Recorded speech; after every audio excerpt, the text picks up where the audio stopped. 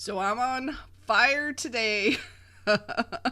I've got a pet peeve I want to talk about so that you are not doing this in your online course business. So let's jump in. Welcome to the Course Creators HQ podcast, helping you navigate the latest techniques for creating and marketing online courses. And now, here is your host, Julie Hood.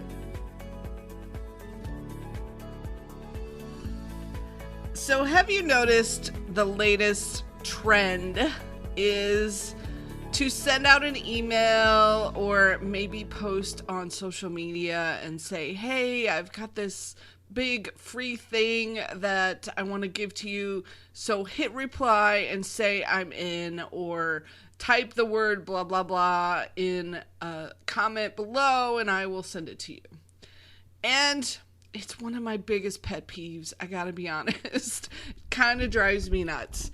And so I was trying to figure out, why are people doing this to begin with? So there are a couple reasons for it, so I'll tell those first. And the first reason with email is when you can get people to open, click, and reply to your messages, the email software tools see that as a positive thing, that you really like this sender, and they continue to show it to you and put it in your primary inbox. And so it's a way to look better to the email provider tools. Okay, fair.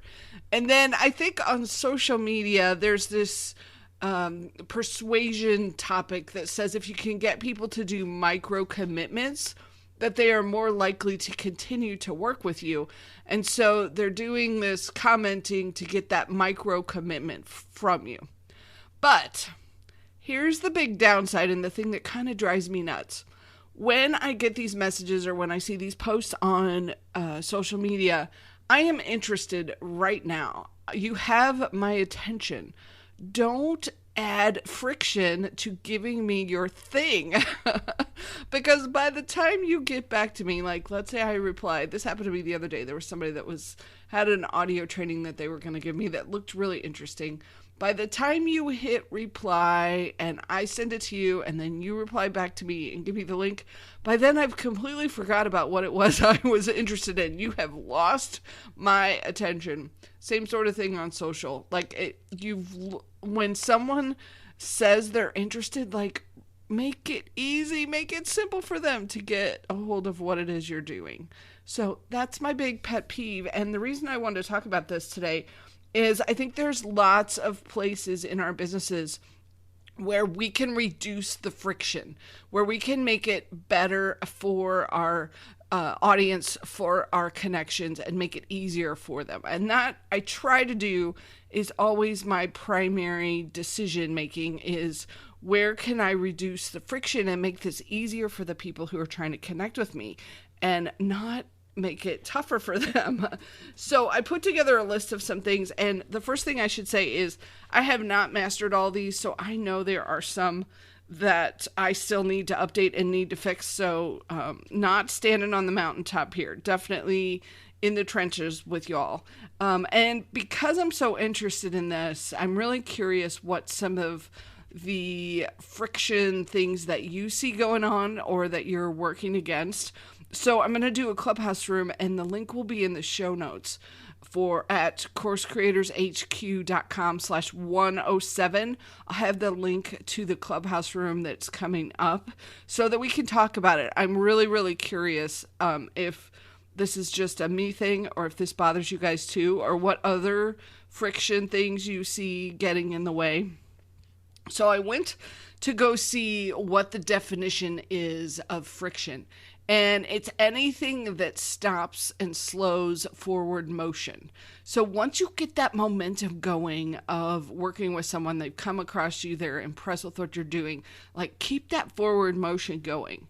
So here's a couple things that you can look at and review in your online course business to see if you need to make some improvements.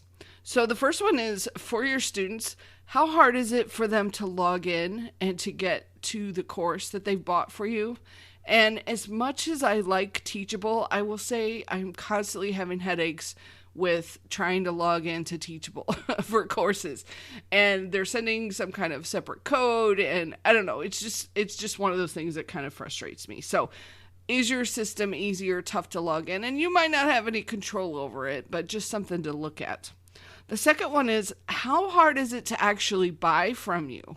So if somebody comes across your stuff, how many different clicks and entries do they have to make? I was buying something the other day and I was like, goodness, you're making me re-enter information over and over again. I went like multiple pages just to purchase some report. So, keep that streamlined as much as you can.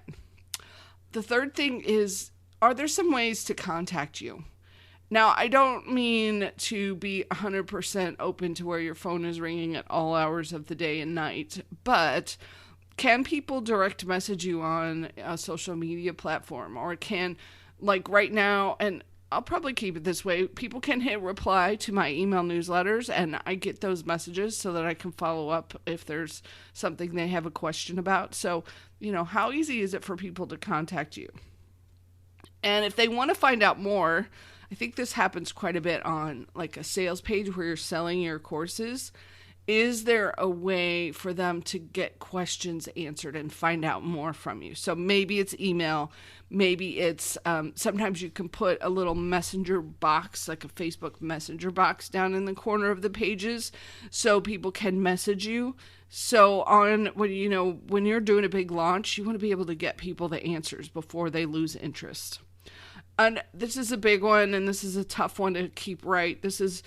Do you have broken links on your website? I do, and it just hasn't gotten to the top of the to-do list yet, but I need to.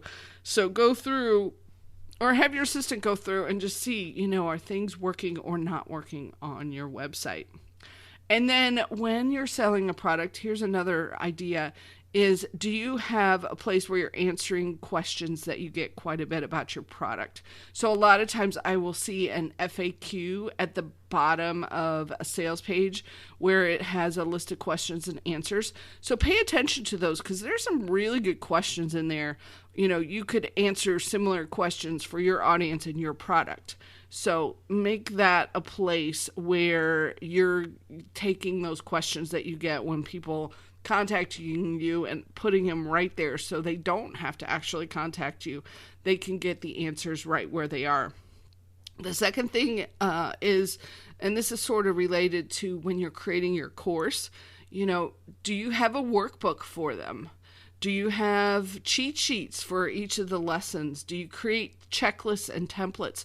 All of those things reduce friction for your students who are trying to get through your course and use it. So are there more ways that you can make that simpler? Another thing you can do is adding links to more information. So let's say there's a topic that you're talking about and you know that your audience could be interested in finding out more, then you can link to the more information. And I'm doing this right now. I'm working on the Kajabi Kickstart course. Oh my goodness, it is a big monster of a course. So we are doing workbooks, we've got checklists, and I'm trying to include links to the Kajabi help files for people who need to dig in a little deeper, who need to go to another level with some of the options. So I'm trying to include all those links in there too. Another thing on your course, have a video at the beginning that explains how to navigate through your platform. So whatever course hosting tool you're using, whatever platform you're using, just do a short video, screen share, and show them, like, here's how you navigate around. Here's how you get to the different lessons. Here's where you click the Mark is Complete button. Here's where your downloads will be. All of those things will make it easier to use your course, and reducing that friction around taking your course. And then really think about where you have manual processes and where you could turn on some automated processes. So, for example, when people sign up for not my beta courses, but usually for my regular courses, they can pretty much immediately or within, 30 minutes or so, get that login email so they can go log in. And that happens without me having to do anything. they get on a special email list of mine. So if I want to contact all of those students, it's already set up. They're already flagged and tagged and marked so that I can email them and contact them. So those automations can also be another way to reduce friction, not only for your students, but really for you too. Anything that you're having to spend time updating or changing or adding, that's another place where you could improve your business too. And then I'm going to do a separate episode coming up in a few weeks on how you can reduce some of the friction around creating your courses, because especially with this Kajabi Kickstart beta course that I'm doing, I have had to really get effective at getting the lessons out every week and pulling it all together. So I'm going to do a separate episode for you all about how that could work and some of those secrets and little tactics that I'm doing to make it more efficient. So keep your eye out for that. All right. So hopefully I have spurred your imagination a little bit on ways that you can make things easier for your audience, because honestly, if it's just too much work, people click away and give up. And it's not that they're not interested in what you're doing. It's just that it's too much effort for the return for them. So keep it simple, reduce that friction, and make it as easy as possible. So like I mentioned, I am going to do a Clubhouse room about this. I'm really curious what you guys see as friction places when you're working with people. So if you want to come talk about it, talk about ways you've fixed it or things that you've seen, go to coursecreatorshq.com/107 and I will have the link to the Clubhouse room where you can come on and we'll discuss it. And then 2 other things I wanted to mention. The first is a congratulations to Kim R. She won the 100th episode podcast that we did, the drawing. So thank you to everyone who entered. I had so much fun with that. I hope you did too. And keep your eyes open because I'm doing another one. It was so much fun. So we're going to do a back to school drawing. So that's going to be coming up in a couple weeks.